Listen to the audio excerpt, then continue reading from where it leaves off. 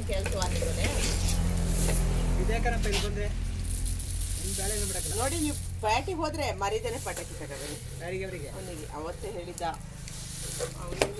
ಚಿನಿ ಹಂಗೆ ಹುಯ್ಕೋಬೇಡ ಮಗನೇ ಮುಖ ಎಲ್ಲ ಇದಾಗುತ್ತೆ ನೀವು ಪಟಾಕಿ ತಗೊಂತೀರಿ ನೀ ಅವನು ನೀವೆಲ್ಲ ನೆಗಾಡ್ತಾ ಇದ್ದೀರಾ ಅಂತ ಮಾಡ್ತಾ ಇರೋದು